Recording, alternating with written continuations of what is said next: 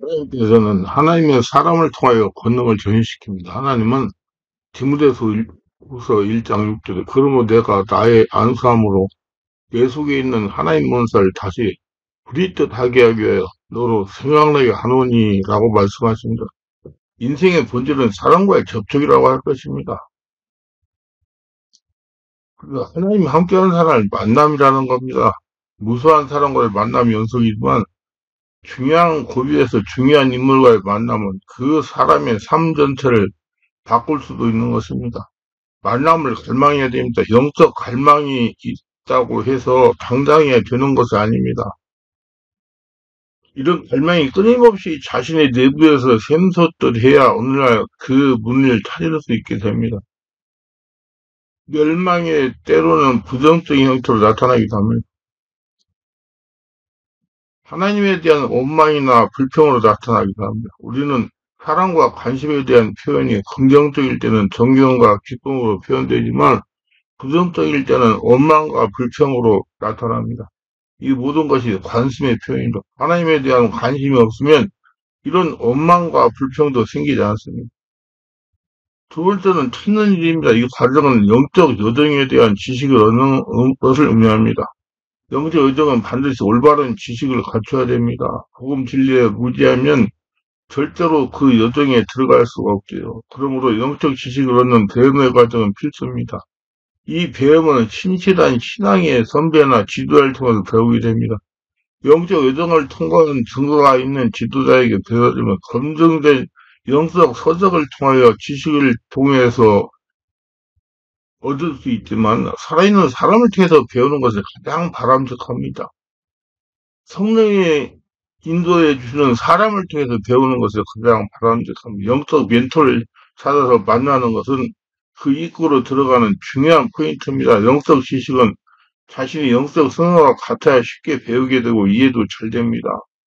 지적이고 사변적인 성향이 강한 자녀적 영향과 감성적이고 적극적인 성향이 강한 운행 인간이 있습니다. 영적 경로를 추구하는 성향이 여러 가지 분명하게 대조됩니다. 그러므로 이런 자신의 성향에 따라서 지도자를 만나야 됩니다. 영적 성향을 이해하지 못하면 여러 가지로 어려움을 겪게 됩니다. 영적 지식은 깊이와 폭이 중요합니다. 한쪽으로 치우친 일은 바람직하지 못합니다. 깊이와 넓이가 균형을 이루어야 됩니다. 그러면 너무 서두르는 일은 올바르지 못합니다. 영적 지식이 깊이와 넓이와 그 입구를 찾았을 때 비로소 온전해지는 겁니다. 영적 경륜에 들어간 이후에는 영적 지식이 낮춰놓은 것 같습니다. 두드리는 일은 매우 중요합니다. 조경이 없는 경험은 아무런 의미가 없습니다. 저는 그래서 은사가 나타나 안 나타나 자꾸 재지 말고 해봐라 그러는 거예요. 두드리는 입구를 찾는 일보다 찾고 난 이후에 더 소중합니다. 영적 여정에서 우리는 계속해서 또 다른 문을 열어야 됩니다. 그 첫 문을 열면 주위의 문들이 영적 성장을 위한 문입니다. 이 문을 두드린 일이 곧 적용이며 수행이며 실행입니다. 종이하지 않으면 아무런 변화를 얻지 못합니다. 무엇보다 중요한 것은 첫 과문을 발견하고 그 과문을 통과하는 것입니다. 이 과문을 찾기도 어렵지만 통과하기도 어려운 문입니다. 앞서 언급한 세 가지 과정을 진행하는 가운데 그 문을 찾아지게 됩니다. 이것은 비전을 얻는 일이며 소명을 확인하는 일입니다.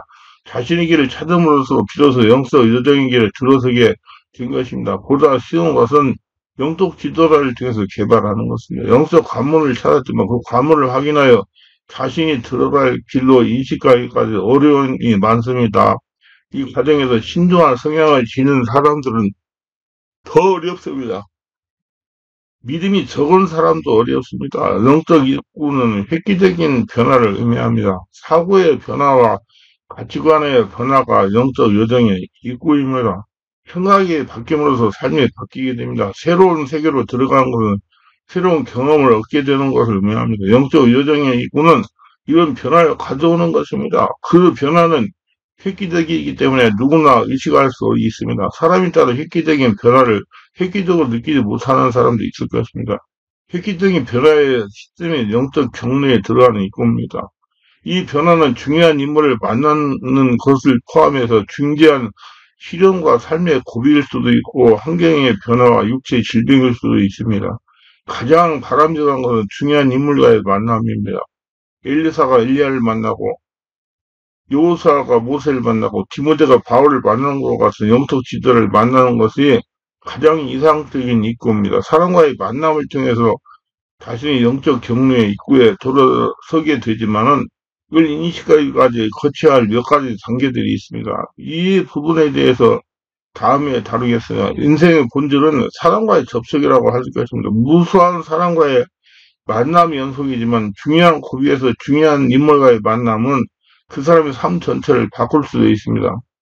세속적인 삶에서도 사람과의 만남은 중요한 역할을 주고받지만 영적인 일에서는 하나님의 인도하심과 계획하심이 있기 때문에 더 중요한 것입니다. 영적인 변화의 고비에 사람을 잘못 만나면 좋지 못한 결과를 가져올 수도 있습니다.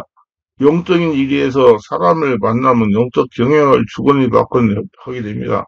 이 일은 힘의 법칙이기 때문에 당사자의 의지와는 별로 상관이 없습니다. 물은 높은 곳에서 낮은 곳으로 흐르듯이 영적인 역사에 강한 쪽에서 약한 쪽으로 흘러 들어가게 됩니다. 영의 순수함이나 불성함은 상관없이 힘에 의해서 흐르게 되는 것입니다. 그리고 가장 먼저 만나는 상대는 말씀이신 그리스도입니다. 우선 이 만남이 있어야 다음 만남이 가능해집니다. 예외적으로 영이신 그리스도를 먼저 만나는 사람들도 있기는 하지만은 이런 일은 흔하지 않습니다. 우리는 전도를 통해서 말씀이신 예수님을 영접하고 신앙생활을 하기 시작하며 이어서 영이신 그리스도를 만나게 됩니다. 이로써 영적 여정의 길에 들어서게 되는 것입니다. 이 만남은 이제 인격이신 그리스도로 이어지기 위하여 부득불 우리는 사람과의 접촉을 이루게 됩니다. 실제로 이런 일들은 담임 목사가 행해야 하지만 이 일은 제대로 하지 못하는 경우가 많습니다. 여기에는 제도적인 문제를 비롯해서 목회자의 자질 문제까지 다양한 이유들이 있습니다. 우리가 생각하기보다 훨씬 더 많은 사람들이 영적 지도를 제대로 받지 못해서 방황하는 경우를 볼 수 있습니다. 주님에게 헌신해야 되는데 어떻게 해야 할지를 몰라 방황합니다. 예언기도도 받기도 하고 상담도 하지만 그 후에 어떻게 해야 할지를 모릅니다. 신학교에 들어가면 배우는 동안은 그래도 괜찮은데 그 후에 더 깊은 갈등을 경험하게 됩니다. 담임 목사는 자신에게 속한 성도의 영적 변화에 대해서 정확하게 설명할 수 있어야 됩니다. 성도의 영적 경험은 단순한 경험이 아니다. 하나님의 뜻이 드러나는 의미 있는 변화입니다. 영적 경험은 그 사람의 영적 상태와 그에 대한 하나님의 인도하심이며 더 구체적으로 나아가면 그 사람을 이끄시는 하나님의 손길임을 알게 됩니다. 이게 성령의 인도라고 볼 수 있죠. 그에게 엘리 제사장은 비록 하나님에게는 책망받을 결정이 많은 사람이지만 어린 사무엘의 영적 지도를 맡아 그를 잘 양육한 사람입니다. 사무엘이 중대한 영적 비난을 시기에 엘리는 올바른 지도를 하였습니다. 이런 통으로 말미암아 사무엘은 선지자에서 첫 관문인 하나님의 음성을 듣는 법을 깨닫게 되었습니다. 영적 여정을 시작하는 사람에 있어서 첫 관문은 지도자를 제대로 만나는 것부터 시작하는 겁니다. 여호수아는 모세를 만났습니다. 여호수아는 이스라엘 한지파를 재판하는 족장이요 뛰어난 장군이었습니다. 그러나 그의 가장 주된 임무는 자기 지파를 다스리는 것으로 전쟁터에서 싸우는 것도 아니었습니다. 출기 3장 11절에 보면 사람이 그 친구와 이야기한 것 같이 여호와께서 모세가 대면하여 말씀하시며 모세는 진으로 돌아오나 그 수종자 눈의 아들 총는 여호수아는 휴막을 떠나지 아니하라고 말씀하고 있습니다. 여호수아는 무려 40년간 모세의 팔과 다리가 되어 모세를 모셨습니다. 여호수아의 주된 임무는 모세를 수종드는 것이었습니다. 그 모세의 손과 발의 역할을 하는 것이었습니다. 여호수아는 모세의 종이 되기 이전에는 하나님의 종이 될 수 없었습니다. 성경에 의하면 여호수아는 모세가 회막을 떠난 뒤에도 회막을 떠나지 않았습니다. 이것은 아주 중요한 걸 우리에게 말해줍니다. 이는 여호수아는 모세의 종 역할을 수행하면서 하나님과 관계를 열었다는 것입니다. 누구에게 지도자인이 전이된지 아십니까? 교회에 제일 먼저 나오는 사람입니다. 하나님께 기도하는 사람입니다. 그리고 교회에서 자질구리한 일을 도맡아 하고 섬기며 교회를 제일 나중에 나서는 사람입니다. 하나님이 이런 여호수아 같은 사람을 눈여겨 보시다가 때가 되면 그에게 기름을 부으십니다.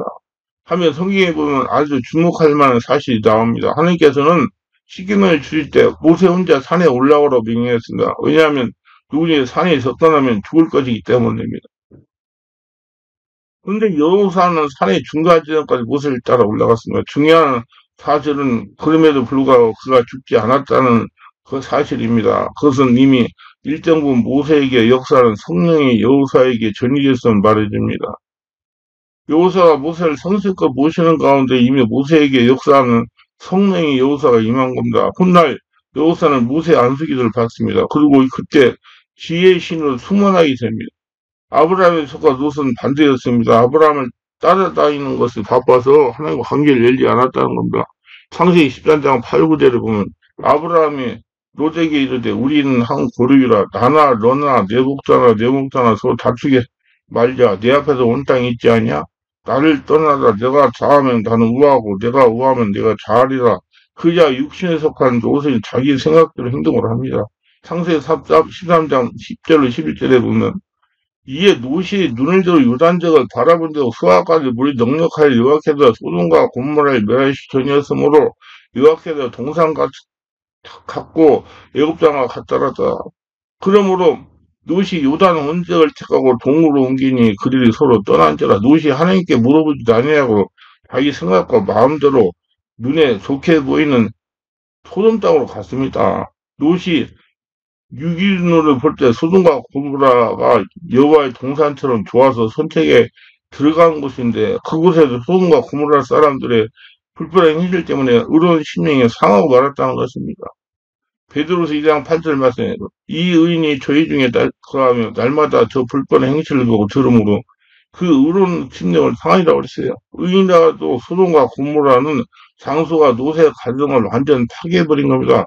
소돔과 고모라가 유황불 심판을 받을 때 숟가락 하나 제대로 가지고 나오지 못했으며 롯의 아내는 소원기둥이 되었으며 롯과 딸들은 근친 상관까지 하게 되었으며 의인이라도 하나님과 관계를 열지 아니하고 자기 마음대로 선택하면 반드시 선택한 대가가 주어지는 것입니다. 롯이 아브라함을 따라다니면서 하나님께 물어보는 습관을 들이했던 것입니다. 그래서 여러분 자기 마음대로 하지 말고 하나님께 물어 하나님이 하라는 대로 있어서 아브라함 같이 복 받으시기 바랍니다. 기도합니다. 오늘도 저희 설교를 끝까지 시청하시면 축복하시고 구독, 좋아요, 알람 설정 공유하시면 축복하시고 오늘 사람들 잘 만나서 하나님의 권능, 카리스마를 전이받아 하나님께 쓰임받는 복전자들이 다되게 하시고 좋은 사람 만나게 해달라고 하나님께 기도하는 자가 다되게 하소서 예수님 이름으로 기도합니다. 아멘.